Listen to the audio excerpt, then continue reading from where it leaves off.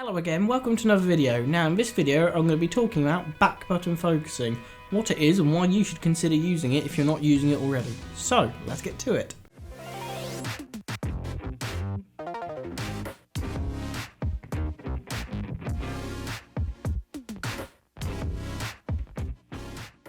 Okay, to start things off we'll talk about how your camera would normally take a picture. Now normally when you half press the shutter, the metering and autofocus will start, where it will focus the image. And then when you fully press the shutter, it will take the image obviously. Now the function of back button focusing is to separate what takes the image and then what also autofocuses the image. Now you're probably sitting there wondering, why is this a good thing? Well, basically separating the focus and what actually taking the image is quite good if, let's say, you're locked in on a certain focus point, your focus isn't going to change, but you still want to keep taking the images. Normally, the camera would still try and focus, which could possibly moving the focus or focusing elsewhere, which wouldn't be good.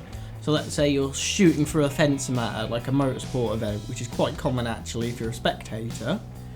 Sometimes the camera may want to actually try and focus back on the fence rather than what's beyond the fence.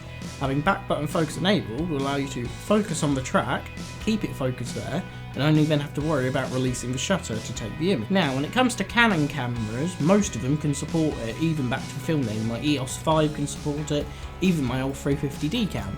Now the main differences with Canon cameras is how it's implemented across cameras.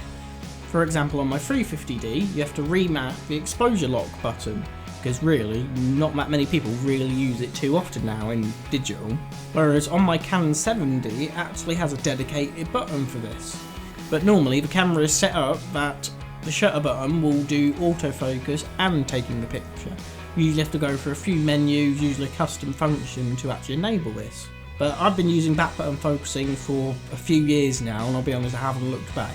For most of the stuff I shoot, like motorsports and that, it's become really useful. Now for more general stuff, like just general taking photos, let's say a car show or just anything general, it's probably not going to be that useful, but things like portraits, cars, bikes and that, where you're going to want to have a consistent focus and the focus may not be changing for a while, back button focusing can be really useful. So that's going to be it for this video. Do you have any other uses for back button focusing? If you do, leave them in the comment. But if not, make sure you like the video and make sure you subscribe for more videos. Bye!